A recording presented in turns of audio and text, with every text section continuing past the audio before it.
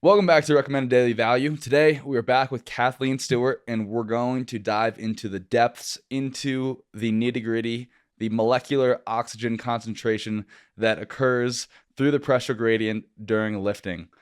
So, we're going to talk about how to breathe while lifting and how to improve your lifting form for the most part. So, Kathleen, where should we start off today? Yeah. So I think the biggest thing when it comes to lifting is most people, they treat okay, I think even before we talk about like breathing, I think it's first important to really talk about what is your goal when it comes to lifting and what form of lifting are you actually trying to do, right? Because that's going to kind of dictate how you breathe during your lifts.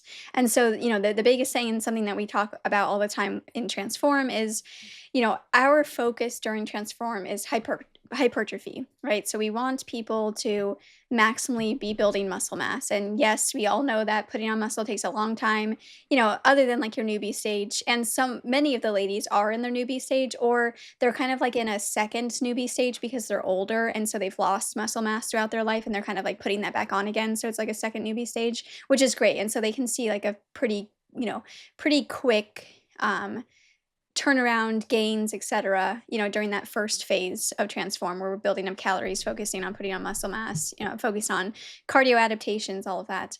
Um, Other people, obviously, if you're more in the intermediate stage of lifting, it's just a slow process, but you should still see some really solid gains during that first phase because you're actually Do you want to try eating and define that? Like, what should that look like in each solid phase? gains. Yeah. Yeah. So I think it depends. It obviously depends on where you are in your lifting journey and um, how long you've been lifting for. I think kind of looking at the FFMI, so the free fat mass index, is a pretty good indicator, but there is error with that, especially there's more error when it comes to women, and then there's more error when your body fat percentage kind of really deviates from the quote unquote, norm that they were looking at. So, FFMI can be a good tool. I really think the strength standards are another really good tool, but with a caveat, which we're going to kind of get to.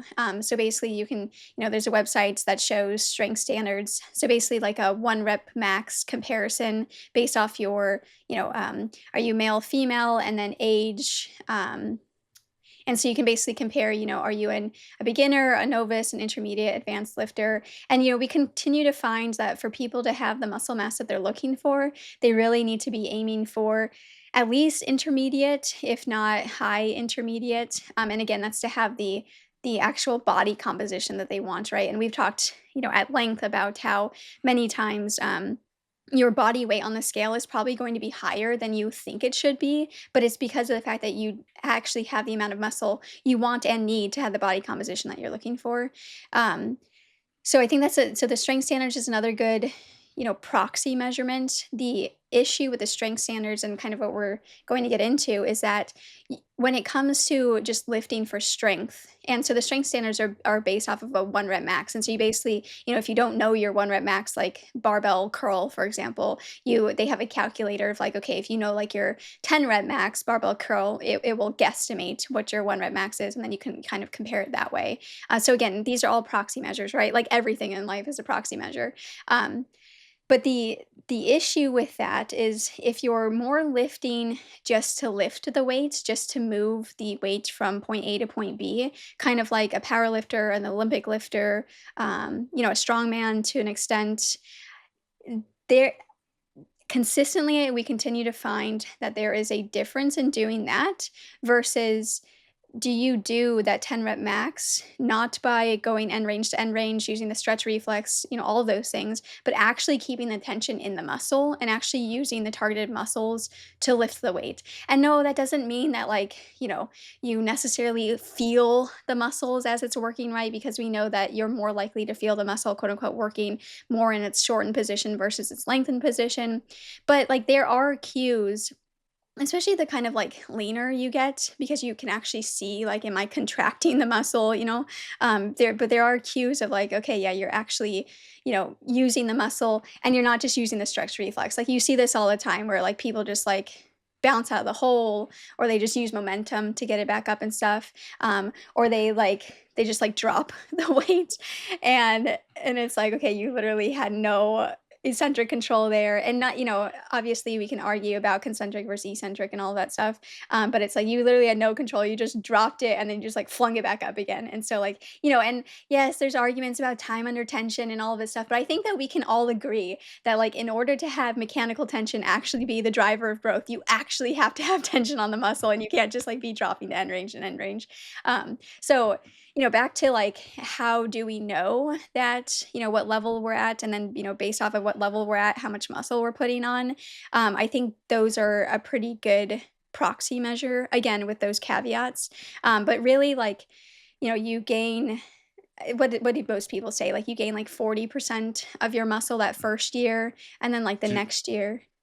Usually Go like ahead. 10 to 20 pounds is what they say, right? First year, and then like half, and then intermediate's like 5 pounds a year, and then 2 or 3 years of that, and then you're at like 1 pound. Yeah. Yeah. So something like 40% and then like 15%. And as like you're like, I do think that a lot of people like they're like, "Oh, I'm getting close to my natty potential," and so you kind of, like, stop your, or you think that your natty potential is, like, a lot lower than it is, and so you kind of, like, stop yourself and stuff, and I think a lot of people could definitely for sure push, harder, especially as the years go on and stuff. But I would say, if you've been lifting for, like, a solid, 3 to 5 years, and you've been eating at energy sufficiency for literally most of that time, That is a um huge caveat. Huge yes. caveat. Yeah, that, and you've had, like, actually solid like, programming and training, like, Yeah. if you've been lifting 3 to 5 years and you're still lifting, like, I don't know, 10 pounds or something for, like, a bicep curl, well, no, no, no, like, you should be progressing over time in that 3 to 5 years to actually know that you're putting on weight. But, if you've been lifting, like, 3 to 5 years, energy sufficiency, sleep, sunlight, all the things that we talk about, and having a good progressive overload training program. And again, like, you're not just lifting for the numbers, you're actually lifting for hypertrophy, and to, put on muscle.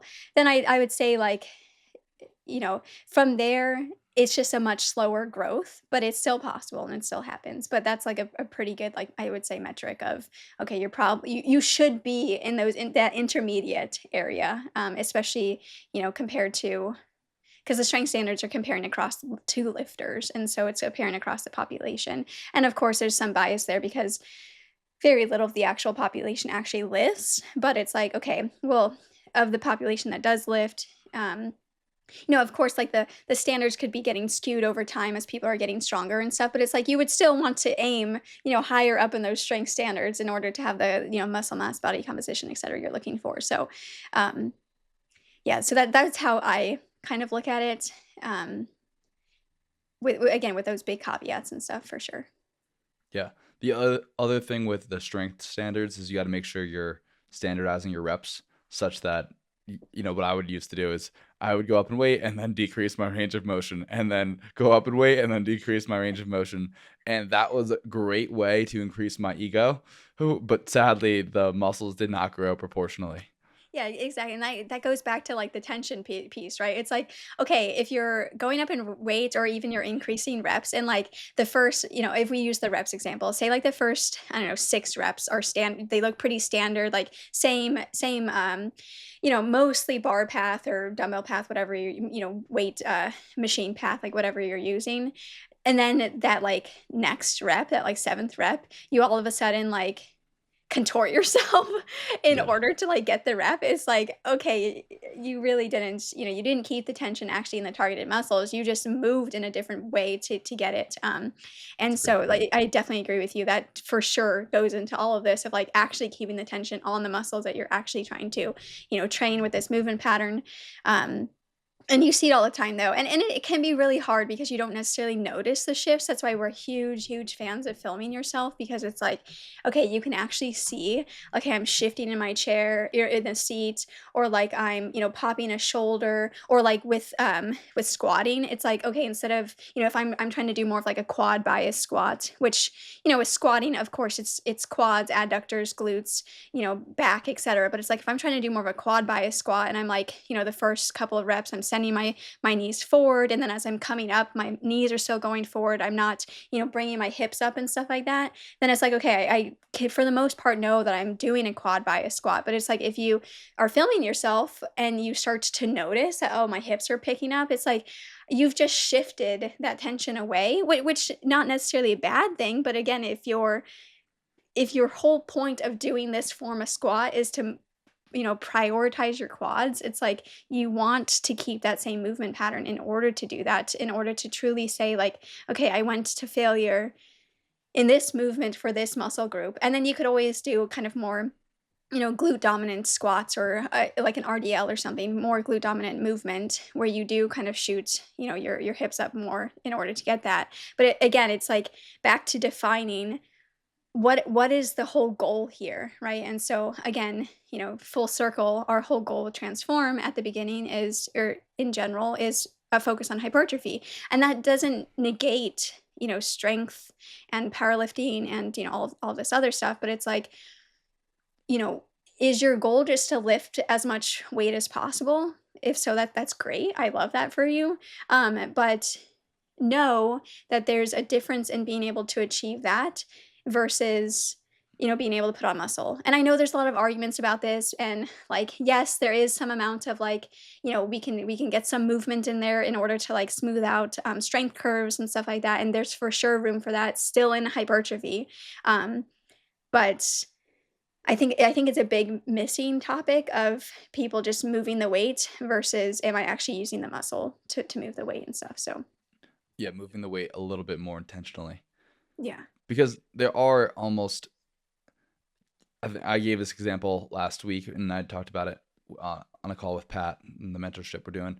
But I basically kind of summarized his point that there's a ton of crappy ways to train, but as you get, and this is actually probably the least applicable to bodybuilding and most applicable to most sports, but as you get closer and closer to the experts, the 1%, and it's almost always going to look very similar. Very rarely are you going to get a Fosbury flop sort of thing, and then that becomes the standard, right? Like now everyone does the Fosbury flop because it was a new innovation. So the reason I bring that up is because if your goal is only to move the barbell up and down, and it doesn't matter how you do it, there's so many ways to do it. And Kasim and other people have talked a lot about, even on Smith machines now, because the bar, or machines in general, because the implement is fixed, you can start exerting a lot of tension in your triceps and other things, or even in triceps versus dumbbells, dumbbells versus barbell. You really can't get a lot of tricep recruitment in a dumbbell press, like a traditional chest press, because of there's nowhere where for your elbows to push. But you can kind of always cave your elbows in on a bench press with a barbell or machine because of that fixed nature. That bar is not going anywhere. Yeah, yeah, yeah, exactly. And that's the thing. Like, that's why I love hypertrophy training, because it's literally like body sculpting, and you just need to look at what tools do you have available in order to quote unquote sculpt your body, and to use things like, okay, sometimes we do use a fixed bar because it allows us that leverage in order to, put a movement in a position, or sorry, put ourselves in a position in order to hit something specifically, or like changing our orientation to gravity in order to again like play around with the strength curves and all of that stuff. But again, it just goes back to, we've talked about this before, but like the creep of all of these different things coming into each other. And so it's like, okay, we're lifting, and it's like, okay, but what does that actually mean? Like, what do we mean that we're lifting? Are we lifting more for the kind of neural like strength gains, which yes, of course does come with some hypertrophy. But like if you look at so many, there are so many power lifters that are tiny, but they lift a lot of weight. Like Jordan Sayat, for example, back when he was training like the deadlift, and he got to the point where he was like, I think he was deadlifting like 4 times his body weight, or like something crazy, right? I An think it was absurd 4 times. yeah. Now that you say it, I thought it was 3, but I think you're right. I think it's 4. Yeah, even if it was 3, like an absurd times, his body weight, and he It is four obviously has. times. Yeah, yeah, and he obviously has like a fair amount of muscle, and I definitely don't want to take that away from him for sure. But like, when you think of someone that can deadlift 4 times their body weight, I'm not sure that most people would picture him, right? And again, I don't want to take anything away from him because he's done some amazing things when it comes to that. But I think that people automatically assume more weight on the bar, bigger person.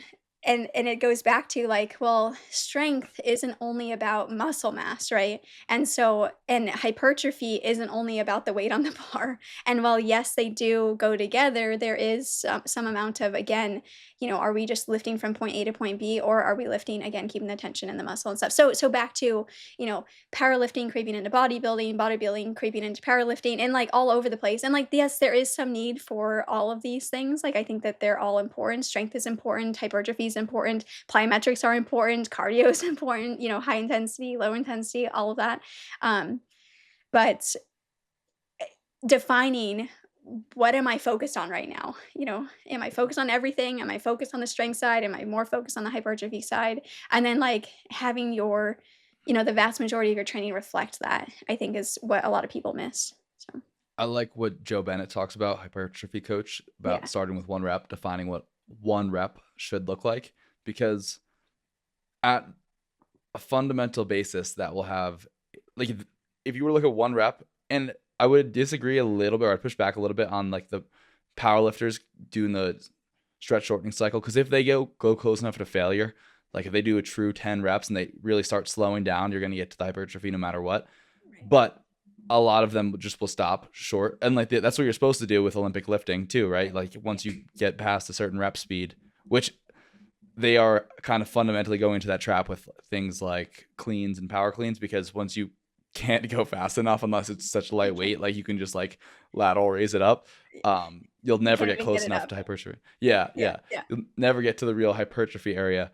But he talks about define one rep, and that's gonna really differ on from a power lifter to an Olympic lifter to a sprint athlete to a bodybuilder in terms Right. of speed mostly, and range of motion, other things too, but speed is a big one. Yeah. Yeah. So then how this kind of extends to breathing, unless you want to talk about anything else when it comes to what we were just talking about there. Yeah, I mean, let's just talk about how to improve. I mean, I talked about this a lot, but we can touch on this, and I think you have a lot of great insights on breathing that I've been trying to implement and have been doing so somewhat successfully, but so it's been nice. Yeah, so how this extends to breathing then is, again, first defining, what are we doing? If you're going more for like a power lift or an Olympic lift, so kind of more of these like dynamic strength, power strength movements, then it makes sense to do the colloquial like brace, like in the Valsalva maneuver and stuff like that.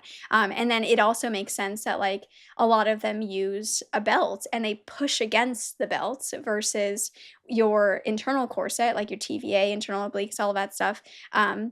When you activate it, at first it kind of comes in, like think about like a vacuum that bodybuilders do on stage and stuff like that. But then because it comes in, that tension, if you push against the tension, it basically pushes back out against you like a belt in a way. But Yeah. you're not like shoving, you're not like breathing, you're not like shoving it out with your breath like you would with a colloquial like weightlifting belt. Um, Do you want to describe what the Valsalva is for someone that has never Valsalva'd or worn a lifting belt? Yeah, yeah, so I've actually never worn a lifting belt, so I've never actually felt what this is, but in terms of Valsalva, like, usually what it is, you take a big breath in, you, like, close your glottis, if you're wearing a belt before they take this big breath in, they usually, like, suck in to make themselves as small as possible and, like, cinch down the belt, like, sometimes you'll even see them, like, use the, power rack as, like, a leverage point to, like, really cinch down the belt, um, and, like, when you're wearing a belt or, like, properly, you shouldn't look good because you should see, like, everything, like, folding over the belt and stuff because it's that tight against you. But anyway, so you, like, take this big breath in, you send the well, air is not going down into your stomach, into your abdomen, you're sending pressure down into your stomach, abdomen because I think it's people always talk about, like, belly breathing and stuff, but your lungs are in, your rib cage, so they're up here, and most of it's back here, actually. Um, but yeah, so you send the pressure down into the abdomen. You like close your glottis, and then you do your rep. So whether it's you extend for push the ground away for the deadlift, um, you squat, so down back up for squatting. So that's basically like the Valsalva, um, and And it's what you're very trying to do is create like a pressurized, I like the Coke can analogy, where it's just like your torso, your rib cage to your pelvis is basically a canister that allows you in the best manner possible to lift as much load as possible through the unimpeded.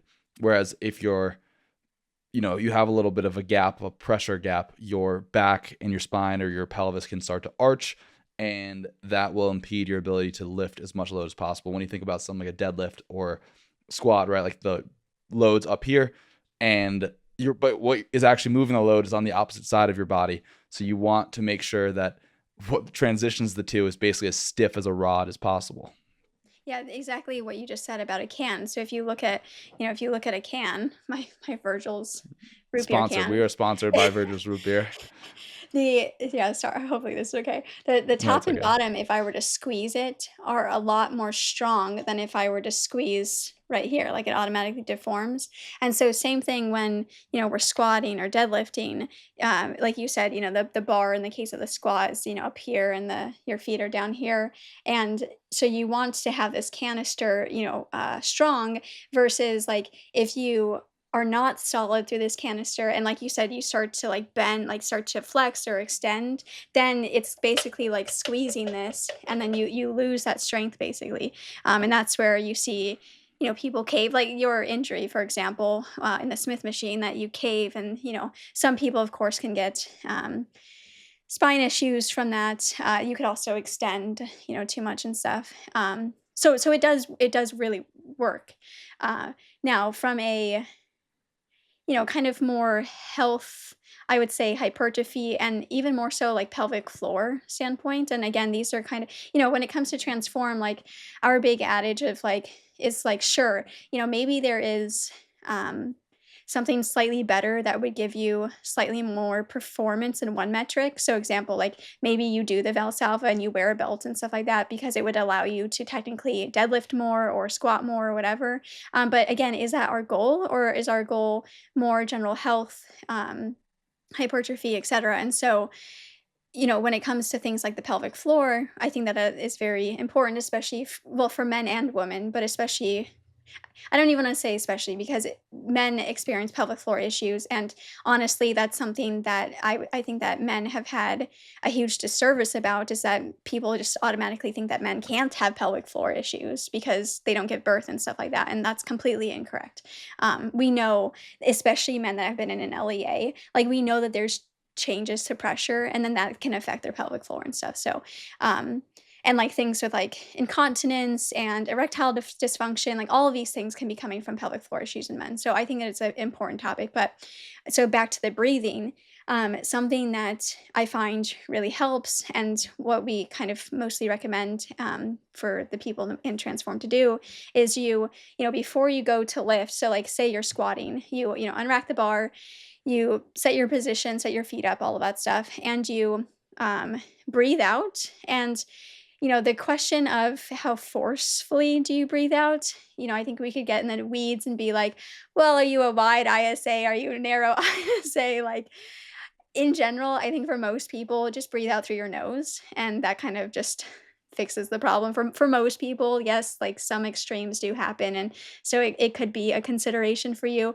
But until you've like tried just breathing out consistently through your nose, like I don't think you need to really go down that path, honestly. But yeah, so you breathe out through your nose, calmly, but you want to fully breathe out. And as you do that, you should feel your internal core set, so your transverse abdominis, internal obliques, external obliques, like they start to come on in tension. And then that's kind of what we were talking about with the core, internal core set. And if someone were to poke you, they should feel like, oh, there's something pushing back against my finger, basically.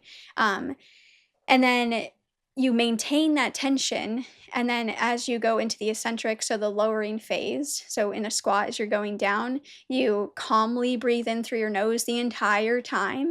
And then pause at the bottom. And then you calmly breathe out through your nose the entire time as you're coming back up. And you don't let go of that tension the entire time. You always maintain that tension. And then you just keep breathing like this. And again, is this the most optimal to move the most amount of weight? Probably not. Could some people, instead of breathing in on the way down, would they do slightly better to breathe out on the way down and then in on the way up? Potentially, but for most people, it seems like breathing out when you're actually doing, so like actually, moving back up against the resistance, that seems to be the best way is when you're to breathe out. Is like when you're moving, not just the eccentric, but when you're doing the concentric thing motion. So yeah, any thoughts there? Yeah, a couple. So, first, if this is way over your head, like you're just getting into lifting, the most important thing is you need to get oxygen in your system at some point. Because what everyone does, and this was, and I was literally red for an entire year straight when I first started lifting, is you just don't breathe. Like you're just so focused on lifting the load. And then as you get closer to failure, you get even more focused on lifting the load. And then you end up like basically drowning from a lack of oxygen from rep 8 or 9 or whatever it is. And that has nothing to do with lifting being so taxing. It has to do with you decided to work on your breath holds at the same time as you lifted the weight. And the best way to do that is doing one of the two things that Kathleen said is like just like every rep, you need to consistently be breathing in and out through your nose. And this will also likely help your gains in a huge sense because you will no longer be limited by, and I'm not saying like you don't consciously know this, and I find myself and my clients in this same situation, but they have more reps in the tank, but they don't know that because they are suffocating. Exactly. Yeah. Yeah. They have such a buildup of carbon dioxide and like just an insufficient amount of oxygen coming in that, I think Chris Masterjohn just did a really good discussion about serotonin and stuff. And it's like serotonin going all over the place to try to deal with like the relative hypoxia, like all over the place, basically. And a bunch of other things too, of course, not only serotonin, but yeah. So for most people, it's like you don't even need to do what I said about, breathing out and then like if you just breathe in as you're descending and breathe out as you're ascending, like that's, and again through your nose the entire time, like that's going to be a huge thing. And it will also really help with the tempo side of things because most people are not going or if you are, you're gonna run out of air really quickly and you're gonna have the same problem. And so like if you're calmly breathing in, that's gonna get you like that 3 second or so eccentric. And then if you calmly, breathe out, that's going to get you about the 1 second, concentric with like the 1 second pause at the top before you go to the eccentric again. And so like, people are always like, how do I do the tempo? I have so many things to think about. And it's like, okay, well just focus on the movement and the breathing and you breathe calmly and you do the movement to the breath and you'll pretty much hit the tempo with no problem. And then it also again kind of forces you to actually keep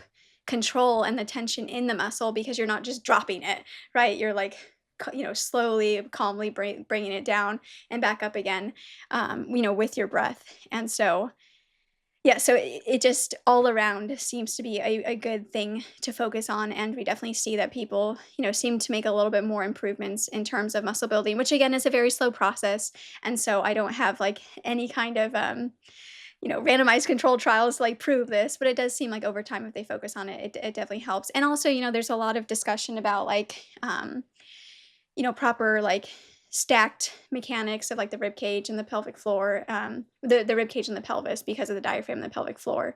And, you know, proper breathing, quote unquote, proper breathing, if breathing this way when it comes to lifting, it almost self corrects this because if your rib cage and pelvis are not quote unquote aligned, as you breathe out and everything tensions, it's going to force you to align, or you're going to feel so awkward that you're going to like move yourself in order to align yourself. And so, again, it's like a self correcting thing where you don't necessarily have to think about like, okay, is my pelvis too anteriorly pelvic tilt? Is it too posteriorly pelvic tilt? It's like, no, just use the breath to kind of force that and direct that. And again, if you're like so out of place, like for example, a huge arch on a bench press, like what you see most powerlifters do, this would probably not necessarily work because your like pelvis and rib cage are so dissociated that your pelvic floor and diaphragm are like so dissociated that like you wouldn't get the leverage necessarily for this. And so, but again, they're doing that for a specific reason because they're trying to, really pretty much just reduce the range of motion that they need in order to get to their chest in order to, go back up again and stuff. But for like the average lifter looking for, pelvic floor maintenance, pelvic floor health, looking for some solid hypertrophy and stuff, I do think that, again, in the least, just focusing on breathing in and out through your nose as calmly as possible. Like you said, eventually at the end, like, especially if you're pushing it, you are going to start to your respiratory rate's going to pick up and stuff like that. But for the most part, as calmly as possible, you'll get very, very far. So Yeah. And some other tips that I hadn't mentioned is focus on this in your warm-ups, because a lot of people will only focus on breathing when it's too late and that's when they start to think about it. But at the minimum, if that does happen to you, because it does happen to all of us, we forget about it, try before you think you're about to hit your last rep to take a nice deep breath. Can be through your nose, can be through your mouth if you need to, yeah. and pause for a second. Take a nice pause, like a second or two, not a half hour, and then do another rep. And then you will likely find that you may have had one or two left in the tank. This is just a good heuristic. Is a good word of the day. Yeah. Hey, that hey, did I have a lot more reps? And you can find this like on bicep curls, like exercise that should not be very demanding from an oxygen perspective. People will still, go red in the face and suffocate a little bit, and because of they're not breathing at all. Yeah, and talking about like structure and stuff too, I find that when my breathing is more, like this, and optimally we breathe like this anyways, and we don't have to think about this. Like there's that book, I think it's called Breath or Breathe, By something James like that. Nestor. Yeah, yeah, yeah. And he talks about how, we only use like less than like a third of our, lung capacity and stuff. And, optimally, like we would be correctly using our lungs and we wouldn't have to think about these things. But I think it's like so many things, like, back to even diet and like why we have to get to the point of like informed eating again and stuff. Um, like, either we were never shown it, we never put ourselves in the situation to, like, learn how to do it, right? Like, um, I don't know if, like, we were back in the fields moving hay all day long and stuff like that, would we have, like, created or, like, would we force ourselves to be, like, better breathers? I don't know, but, like, at a point of time, sometimes we do have to take some conscious control in order to, like, redevelop, okay, this is what it actually feels like. This is how I need to like function and stuff. But anyways, like doing that, I also find when I do focus on like am I actually getting my posterior lungs, right? Which is again where most of the lung volume in is the posterior rib cage right there. I like my shoulders and stuff sit in a different position. So then when I do, like shoulder work or like bicep curls or tricep extensions, like anything like that, like the line of tension, I know I just see better gains doing it like that. And again, all anecdotal. And again, we're talking about, percentage differences versus like, 100% difference and stuff. So the relative amount is really not all that much. But at the end of the day, I think it matters. And more so, I feel better doing it, right? I feel like I'm not just like resting on my joints and stuff. I feel like I'm actually getting the tension in my muscles. And so like my body just like doesn't hurt as much anymore. Hmm. And so I find that it is important and it is helpful because of those reasons. Yeah, I really like this idea of yours of the breath kind of being a setting point too, as far as whether or not you're. Because I remember thinking about this exact thing. Am I in too much anterior pelvic tilt? Am I in too much posterior pelvic tilt? And I'm betting you this is part of the reason why I don't feel as comfortable breathing when I squat, because I'm in a little bit too much anterior pelvic tilt. And I also noticed something in my squats today where I tend to like, basically I go into like a lower bar squat position halfway through. Yeah. Who I don't know if you noticed that, Yeah. probably because of like limited ankle mobility. So I'm just wondering, like, should I just lean forward a little bit more from the start and kind of posterior tilt a little bit more? Yeah. Yeah. Either ankle mobility or you don't want your quads. You're like trying to stay away from your quads. And so you lean forward in order to do that, Yeah. which See, is normal. yeah, I do understand that, but I've done so much quad dominant squatting for so long, Yeah. so I would think at this point that would have corrected itself. That makes sense. Yeah. Yeah. Maybe it's just the position. It's probably all the above. Or like even the ankle mobility going up the chain, like influencing everything up the chain. And so yeah. Yeah. But Yeah. it's looking a little better week by Yeah. week. It's looking a Yeah. little better. No, I thought your deadlifts looked way, way better, Yeah. than, especially, like, focusing on that core canister and getting that breath in Yes. there and stuff, like, yeah. You even just, like, your lumbar thoracic junction right there was just way more solid than it Why do had you been. think I feel so much better in that? Like just doing the breathing work there. I think a part of it, so this Can this I also describe with it too, just for anyone? yeah, It almost feels like there's like a cushion there. You know what I mean? Like yeah, where it's like, oh, this is I have like a little bit of air there protecting my joints, like kind of surrounding my spine versus before, it either felt good or it didn't, but now I feel more prepared in that position. Yeah, so, for sure, I think there's some amount of structure with just the pressure dynamics of being there to support it. I also think that it's like a mental thing too of like, you just feel more confident because you feel more structure there. But I also think too the fact that you're actually breathing back to the discussion that Chris Masterjohn had, like you're not getting that relative hypoxia in your brain, and so your brain's not like freaking out like what is going on, and so you're basically like not scaring yourself essentially, and so many people we talk to, kind of more on like the CFSME side of the spectrum, they'll say like, and I was like this too. They'll say like I get wrecked from lifting, and like a part of me really wonders because this definitely happened to me. How much of it is because they're just not breathing and they're just not getting enough oxygen, and so because of that, they like every single time they take a set to failure, they like send out these like red alarms in their brain of like, oh my goodness, what are you doing? Because Yeah. the brain is like, I just perceive this stress that's happening. I don't necessarily know that you're doing this on purpose. And it's like, for a good thing and an enjoyment thing and stuff. And so, everyone like always blames cortisol, which like, yes, of course you do see the kind of spike of cortisol, but you also see the spike of testosterone and, other hormones from lifting. Um, and I don't necessarily think that's a bad thing. Like it's the adaptive response is supposed to happen, right? Uh, but they kind of always blame that, but I more wonder if it's because of the kind of hypoxia that you're inducing by not breathing, during it. That I completely agree with, but I would also add on to that just the stress of when you get a weight on your back. Like I don't feel it as much deadlifting, but when you put a heavy enough weight on your back, like with a pendulum squat, I remember being like, your heart just starts racing. You're like, oh God, I have to lift this. I know I can do it, but oh my God, like it is an adrenaline rush to say the Yeah. least, which is a weird thing to think about. Yeah. It's so funny that we like do this to ourselves. All in the sake of gains, pursuit of gains.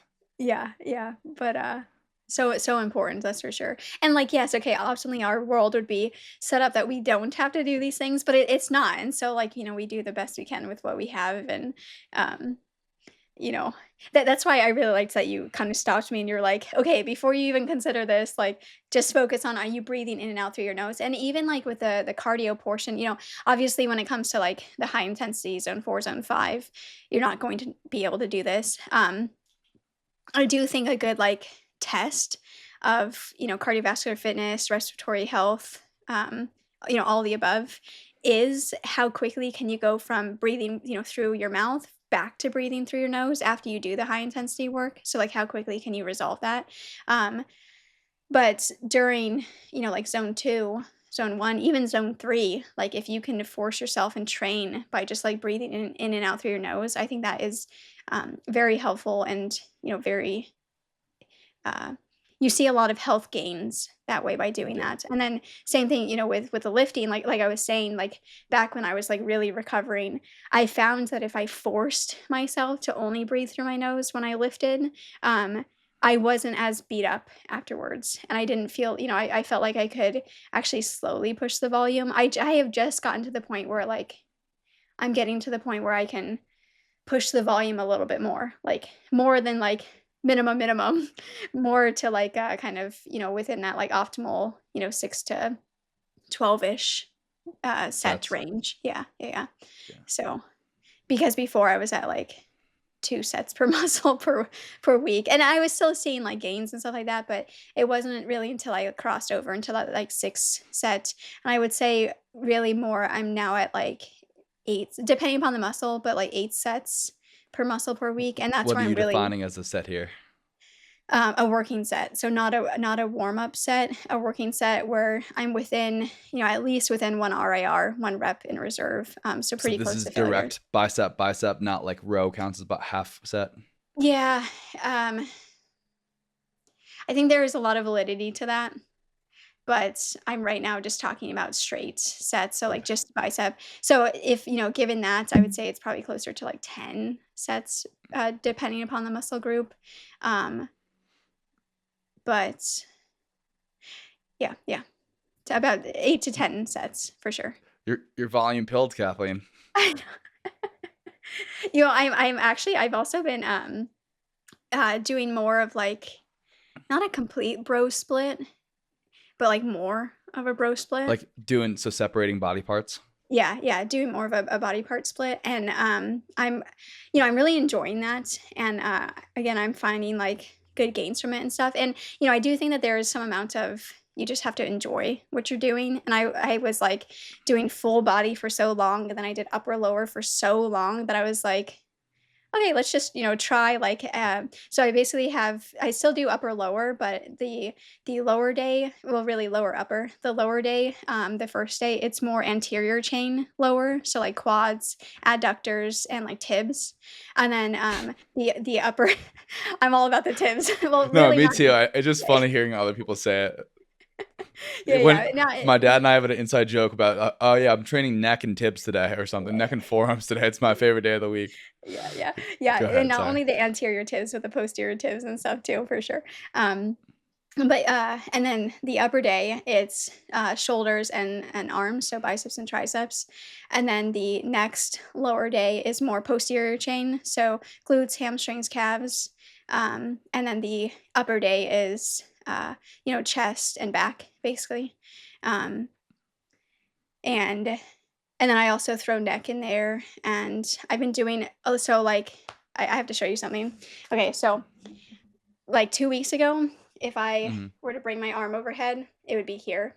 I couldn't get it any further. This would be it. And really, I would go like this. So I would substitute overhead motion with my elbow, but it would be here if I would have it straight. Now I can go Oh my completely God. overhead. And there's still some and the most crazy thing. Okay, so if you look at my this right shoulder, I can bring Yeah, it yeah, back, into external rotation. So my left shoulder 2 weeks ago, I could only bring it here and to here. Like I couldn't bring it back. I would yeah. like go like this, can bring it back any further, but now I can bring it here and Oh my here. God. So like and the funniest thing, like talk about how we always talk about these things, but like we just never do them, right? Um, so I had always avoided any kind of anterior tipping of my shoulder blade. And so that's Because you were that's worried the about dislocating, right? that but I also am like, my shoulder's already forward in the socket. Why would I want to bring it more forward, right? And I had always everyone had always been telling me like, yeah, your shoulder is already so far in the socket, like you don't want to bring it more forward. You already have, anterior tipping of the scapula. You don't like you need, depression, retraction, not protraction and anterior tipping. And so I like when I would uh, when I would bring my shoulder into extension, so arms behind me, I would Mhm. retract my shoulder blades and send my chest forward like this. Instead of the actual pattern when you go into shoulder extension is that you should see your collarbones lift up at Yeah. an angle. Like it kind of looks funny. You kind of look like you or you get these huge straps and stuff like that. But you should see the anterior tipping and the collarbone moving and stuff. But I always avoided that. And it makes sense that this would help because what's actually happening is the entire shoulder complex is moving versus just the ball moving. But I always avoided that because everyone's like, you don't need that. You need retraction and depression. And the more funny thing is that my clavicle, my collarbone. So I broke it when I was 5, and but like no one ever addressed that because they're like, well, you were 5 when you broke it. You didn't break it completely, like all that stuff. But one of the guys that I was working with, he was like, yeah, but your clavicle doesn't move. Like it doesn't actually like elevate the way it's supposed to. Like if you compare it to my right side and stuff. Anyways, we started working on just these things, and within like 2 days, I could put my arms overhead or put my left arm overhead, which I That's hadn't been insane. able to do since 2019. That's Like, insane. yeah, I'm happy for you. That's awesome. yeah, it was so good. Like I like when it happened, I sent him a video. I was like, like the thing that blows my mind, and it really shouldn't, because we're confirmed about these things every single like day in Transform, but it's like the basic things that you're avoiding is probably what's going to get you there. And if you just stop avoiding them and actually do them, you Yeah. will see huge gains. But but the hard thing is, and this was me with my shoulder, I took all this external authority of like, your shoulder's already too forward, your scapula's already too anterior tipped, like, you don't want more of that, and didn't ever train those movement patterns because they said that, but it literally just took the movement pattern I was avoiding to fix it within, like, 2, 3 days, and we're So talking what were you doing? years. Like dips almost? Yeah, yeah, dips with, like, really aggressive, um, you know, anterior tipping dips, and then there's, Austin Einhorn, the Yeah. Evolve coach, yeah. He has this Apros push-up where, like, when you're fully on the ground in full shoulder extension, you, like, basically really bring your shoulders up and forward into the ground, and then you keep them there as you push up, and so at the beginning, like, you can barely move because it's very difficult, but you kinda just, like, hover there in this, like, really aggressive position, and then over time, you get to the point where you can push up, maintaining that anterior tipping, and then as you're coming up and your extension is going back to neutral, that's when your shoulder blades come back to neutral. And then if you were to go into flexion, that's when they start to posterior tilt. And so I was so I was talking to the guy that I've been working Can you with. shout out who it is? Yeah, his name is Ryan. He's out of I'll get his last name. He's out of Davis, so not too Okay. far from me. Which UC was like Davis, you mean? not UC Davis, but he in Davis. Okay. Um, yeah, which was like talk about like synchronicity because he knows Austin and, like, had done Austin's course, and, like, I did Austin's course, and so we were on his, like, platform, and he was like, "I know you from somewhere," and I was like, "I don't know where you know me from," but, and so we just, like, hooked up that way, and then I like I said, went and saw him, and he was like, "Oh, yeah," he was like, I very much appreciate people like him and, people like you and stuff where it's like, we're not telling you this is what's happening. It's just like we find something odd or something that you're not doing. And so like maybe let's focus in on that and try that and see what happens. So basically like F around and find out, FAFO is what Austin talks about. Yeah. It's so very this is why I always go on my rants, but like I'm so adamant, and this is largely inspired by you and people like Ryan, but it's so rarely that you're missing something that you need to add in. It's almost always something that you're not doing. And I guess those are kind of like two sides of the same coin, but it's like it's not like the cold plunge is not what is going to heal your shoulder health or your energy availability or all those things, but like they are sexy. Yeah, it's so true. And like, it was literally the one movement pattern I've been avoiding for years now. And so anyone should have just been like, oh, no one ever addressed your collarbone back when you were 5. They just literally had me in a sling and that was it. Like, maybe we need to address that, and then, like, my SCMs are, like, so, not hypertrophied. Like, you can see them, like, the tendon going into my clavicles, it's, like, barely existent, and so I've been also doing some neck work and stuff because my neck is also, like, really weak, and I think, like, in general, I think that a lot of people shy away from doing neck training. We've talked about this a lot before, but it is really a huge bang for your buck, especially because there's so many nerves and stuff that are going through here. And like so many health issues can be because you're like impinging on these things because you just never move your neck, first of all. And then, second of all, it's just not like strong enough to maintain the pressure of like the discs and stuff. In between the vertebrae, and that then starts to push on things, and then you start to get symptoms and like weird symptoms like vestibular, proprioceptive, and then like if you get, more like thoracic and then even lower, you can get like, there's a reason why spondylitis, is that the correct way to Yeah. say that? It, Yeah. it, isn't there another part? Isn't like myospondylitis? Yeah, yeah, there's a reason why, like, the lumbar spondylitis is, like, connected to GI issues and, like, vice versa, and it's like, well, what is causing what basically, but still, like, they're all integrated, whether it's coming, afferent versus afferent with the nerves and everything. So, yeah, so training my neck, especially the SCMs, and then training the extension pattern with my shoulder has been, like, night and day, and this is what, like, so back to our little rant thing.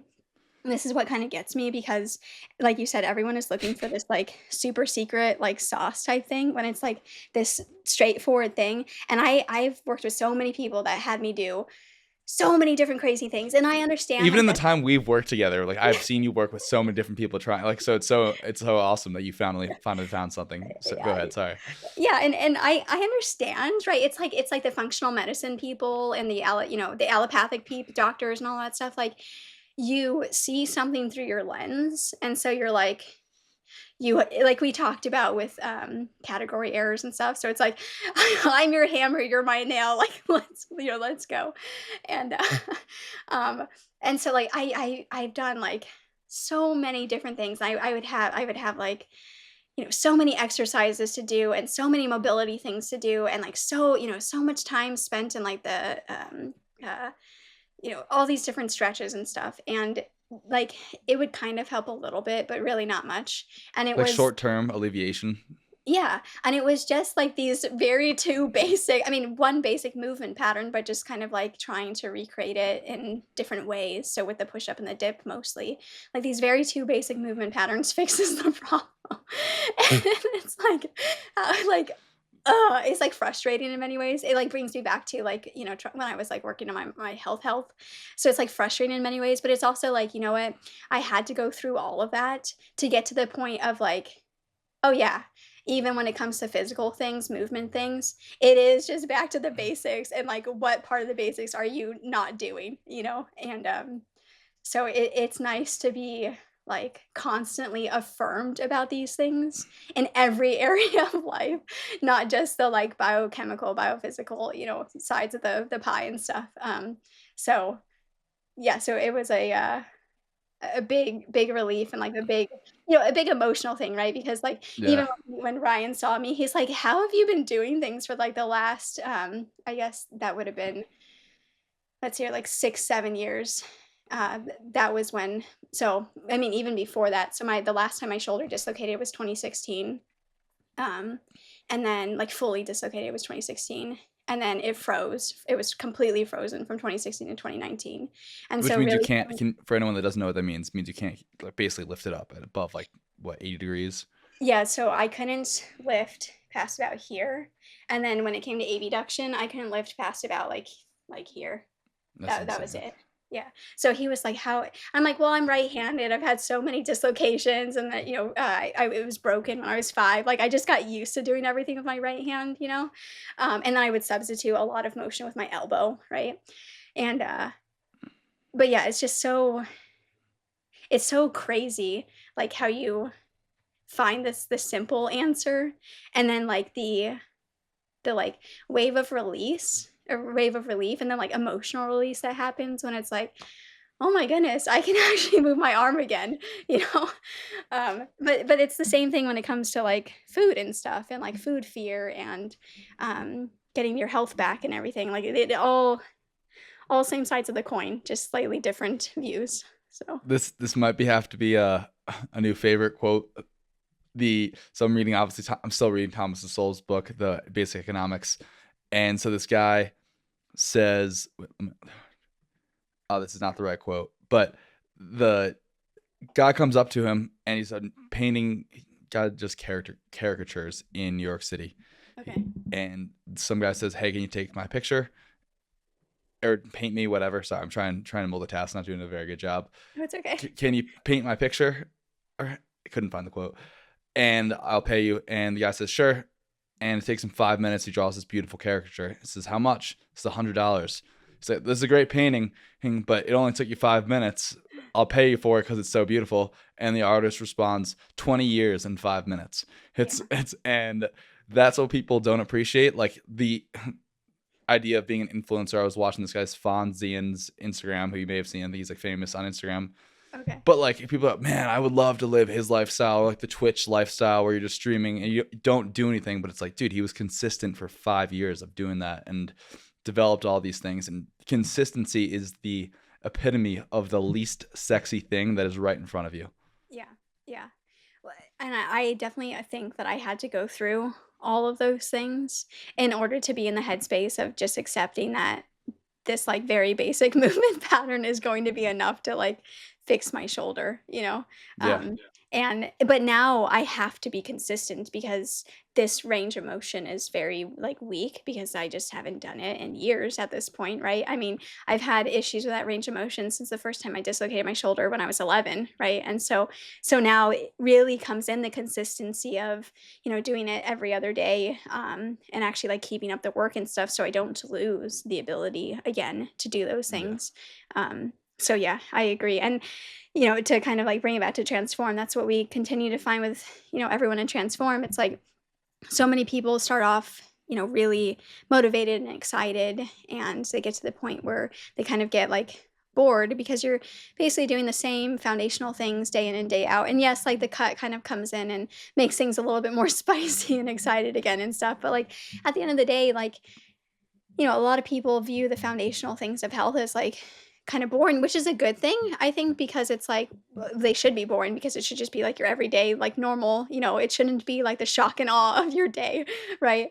Um, but that's really where the gains are made is that once that kind of novelty has worn off, where you're consistent and you just show up every day and check the boxes and, set up your life such that getting sunlight 3 times a day is not an issue. It's just like, this is who I am. This is what I do. If you want to talk to me, we're going to talk outside. Um, so, so yeah. Yeah. I think that's a great way to wrap it up. You're probably not missing anything. You probably just need to spend more time doing the basics. It's a lot sexier to look for the Brian Johnson approach and try and optimize things. And those do get you returns, but they're very marginal returns, very, small percentage points, which can be worthwhile if that's what you want to do. But it's kind of like, the lifestyle, the longevity stuff right now. It's like you have 3 big buckets to pull from. Cardiovascular, you need to be cardiovascularly fit. You need to have enough muscle mass. And what's the third one? I don't know. Maybe it's just those two. But the third one is probably like having some social like people Yeah. around you that you love, which I don't know if the research is there. It's a little bit harder to do, but you can do all of those things. Everything else is a drop in the bucket in comparison if you don't have those. So get your foundations right, do them for a long enough period of time. You can't just hire someone on Hinge to like love you who the next day. That is the equivalent of like trying to biohack your way to whatever. You got to have those foundations in place. Rising tide lifts all boats. It's like the rent a boyfriend for Thanksgiving. Yeah. Which I'm Yeah. available for, by the way. Just kidding. Yeah, but it is so true. And if there's foundational basics that you have not been doing, consider trying them because, like I said, this very basic movement pattern that I should have been doing this entire time, but I was shying away from because I had XYZ, reason to. Consider doing it. The problem is that I think a lot of people think that foundational basics are like parasite cleanses and stuff when that's not what we're really talking about here. We're talking about like, are you getting the RDAs? What is your macro splits? Are you getting sufficient calories? Are you sleeping? Do you have a bedtime? Do you wake up pretty much the same time every single day? Do you get sunlight 3 times a day? Are you walking or getting some general movement in, throughout the day? Like you said, like good relationships and friendships and all of that stuff. So, Yeah. um, There's this weird, and we'll wrap it up here, but there's this weird thing in the fitness and nutrition space that a lot of the medicinal things, like getting a full range of motion, like taking that muscle through a full range of motion, is like poo-pooed on, like rounding your back when you should probably be doing that. So I would challenge you if you have any food fears or movement fears. A lot of times it's exactly what you need to be doing to get where you want to be and solve your issue, which is yeah, Kathleen's lesson of the day. yeah, exactly. Well, we continue to find so many people, especially in Transformers, we're increasing carbs. It's like most people coming into Transform, they eat fruit and like kind of simple sugars like honey and maple syrup and stuff, which is great. Nothing against fruit and everything, but like a lot of them would be really benefited by adding starches in. And then the people, which is a rare occasion, but like the people that come in that only eat starches, they would benefit from having more fruit and vegetables and stuff like that. So, I understand that the fear is there. The robustness might not necessarily be there yet, but again, that's why we always say like the allergy approach and going very, starting very low, building slow, all of that stuff. But it's usually those kind of foundational things that you're avoiding that is really where the answer lies. So, um, yeah, and I think there's always the people resist doing things because they know the information, but either they know too much information that's conflicting, um, or they feel like they can't live up to that, right? Like it's out of their reach, right? Like getting the most pristine food is like out of their reach. And so because of that, they just don't get started because it's impossible. And I would just say like we continue to find and I continue to find with me that I do really well with with not, with like the foods that I objectively do well with. And there, you go ahead, Reed. So do the best you can, but don't let that stop you because anything that you do is better than where you are now, and don't let perfection be the enemy of progress. Till next time, guys. Be good.